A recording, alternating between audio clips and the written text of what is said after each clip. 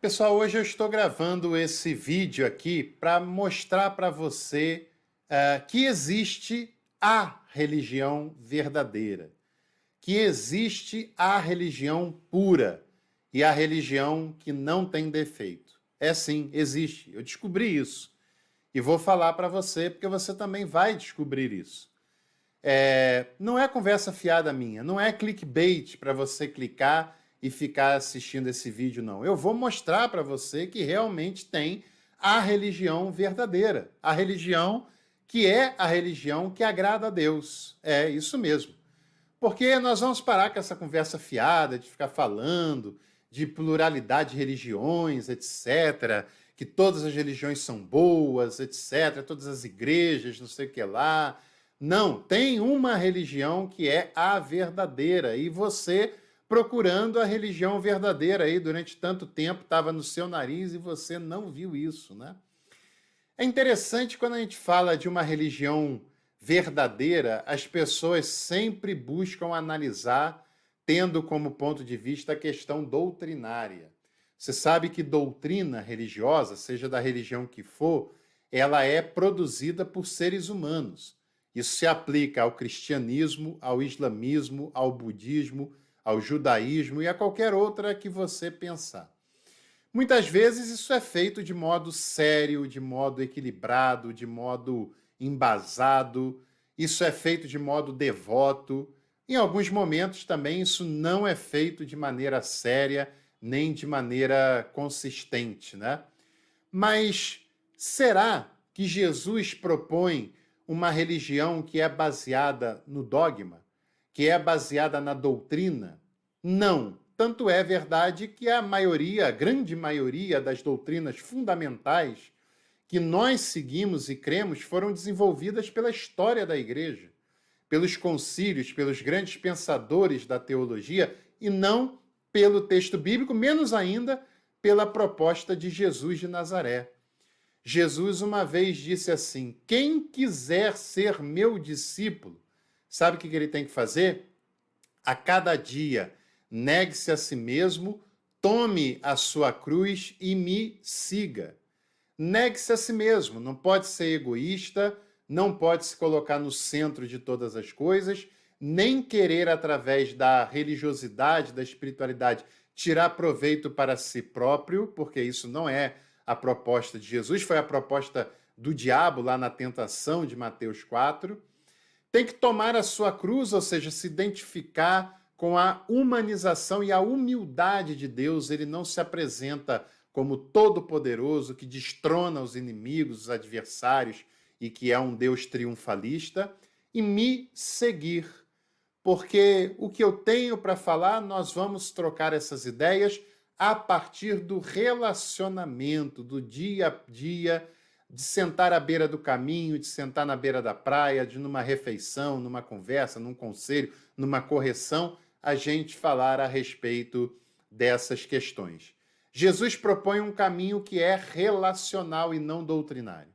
Jesus propõe um caminho que é de vivência e não de decorar fórmulas teológicas e fórmulas dogmáticas sobre o que deve ser crido. Creu nisso, faz parte da religião verdadeira. Não creu, é herege e deve ser eliminado. Não foi isso que Jesus fez. Jesus também não determinou um discurso padrão e quem fala o contrário, pensa o contrário, está fora e deve ser punido e deve ser perseguido. Não, não é isso que Jesus faz. E Jesus, inclusive, também tanto não define a religião verdadeira através da doutrina, que ele elogia a fé de pessoas que doutrinariamente pertenciam a religiões totalmente diferentes da dele. Já citei o exemplo da mulher sírio-fenícia, ela não era judia, ela não era cristã, ela não é seguidora de Jesus, e quando ela diz, Senhor, mas os cachorrinhos também comem da migalha dos seus senhores, e Jesus fala, mulher, grande, grande é a tua fé. A doutrina seria objeto de crítica de um judeu, mas Jesus olha para a fé daquela mulher, que vai muito além disso, e fala, grande é a tua fé. Outro exemplo é o centurião romano, que Jesus, depois de ouvir a sua declaração, ele se volta para os seus discípulos e diz: nem em Jerusalém, onde está o templo, onde está o centro da fé judaica, da qual ele fazia parte, e os discípulos também, eu vi uma pessoa com a fé como desse homem. E quem é esse homem? Um pagão romano, um centurião ligado ao Estado e ao Império Romano, que é um politeísta, que acredita em vários deuses, porque essa era a religião oficial do Império Romano naquela oportunidade. E Jesus tem um encontro com a mulher samaritana, que você sabe bem que samaritano não é judeu, não é daquela linhagem, não é cristão, muito menos, nem tem cristianismo nessa época. E Jesus lida com aquela mulher, e quando ela fala de adoração, Jesus diz: nem em Jerusalém, nem no monte, não é doutrinário, não é dogmático, mas é em espírito e em verdade. Mas se você acha que eu já estou dando a resposta, eu não estou dando, não. Porque a resposta é objetiva. Qual é a religião verdadeira? Qual é ela? Qual é ela? Está aqui, ó, Tiago, capítulo 1, versículo 27. Tiago é considerado o resumo dos evangelhos, né?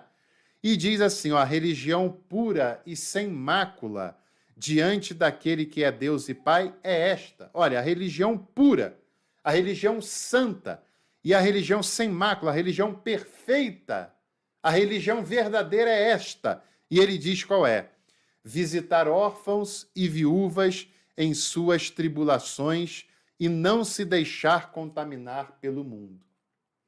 Essa é ou não é a religião perfeita e santa? Porque Tiago está afirmando isso com todas as letras. Quanto mais perto dessas conversas fiadas de instituições religiosas e de doutrinas religiosas desumanizadas, nem todas elas são, mas muitas são, quanto mais perto disso, mais longe você está da religião verdadeira. E você achando que cuidar do órfão e da viúva em suas necessidades, em suas tribulações, qual é a tribulação e a necessidade da viúva naquele cenário? Era uma mulher desamparada, que se alguém não acolher e não cuidar, vai morrer de fome ou se tornar prostituta. E a necessidade de um órfão é a mesma coisa, ser acolhido, é ser cuidado, é ter sustento, é ter o pão de cada dia. Espiritualidade é dar pão para quem tem fome. Ah, mas eu conheço pessoas que nem cristãos são e que acolhem e cuidam do órfão e da viúva. Estão praticando a religião perfeita diante de Deus. Estão praticando a religião santa diante de Deus. Mas eu conheço pessoas que são cristãs há 50 anos e elas acham que essa história aí de cuidar dos pobres é papo de comunista e de esquerdista. Pois é, estão na igreja há tantos anos e ainda estão longe de encontrar a religião santa e perfeita e sem mácula, que é a própria Bíblia quem diz que existe. É a única passagem de toda a Bíblia que diz qual é a religião santa, sem mácula, perfeita diante de Deus. É cuidar do pobre e do necessitado. Qualquer outra coisa que relativize isso é conversa fiada, é papo de instituição religiosa que ignora o valor do Evangelho e o valor do Novo Testamento, que substitui Jesus de Nazaré por um Deus triunfante de propósito, porque está alinhado a um projeto de poder, a um projeto triunfante, que substitui o Novo Testamento e os seus ensinos de cuidar uns dos outros de propósito por uma leitura superficial do Antigo Testamento para ensinar um Deus vingativo, um Deus que pune, um Deus que é odioso. E o Evangelho e o texto do Novo Testamento é tão claro quanto a isso, está inventando porque você não quer se converter ao que o texto bíblico está dizendo, porque é mais claro do que isso, é impossível. E não se contaminar pelo mundo, não se contaminar com as maldades, com os egoísmos, com as ganâncias desse mundo, não se contaminar com o capitalismo, com a meritocracia desse mundo contemporâneo que nós vivemos. Não é? E quantas instituições religiosas já trilharam pelo caminho de uma teologia capitalista que só visa o dinheiro, que só visa a riqueza e a solução mágica de todos os problemas. Se você de fato quer a religião que é pura e sem mácula diante de Deus, o caminho é não se contaminar com as maldades deste mundo, que muitas vezes estão dentro das instituições religiosas, e, é claro, a primeira de todas elas, cuidar dos órfãos e das viúvas, cuidar do necessitado em suas demandas, em suas necessidades. E foi o texto de Tiago 1:27 que diz: eu não estou inventando, apenas estou lhe contando o que Tiago está dizendo. Se você gostou, deixe seu like, inscreva-se no canal e em breve voltamos para mais conteúdo aqui do Café com Teologia. Até lá!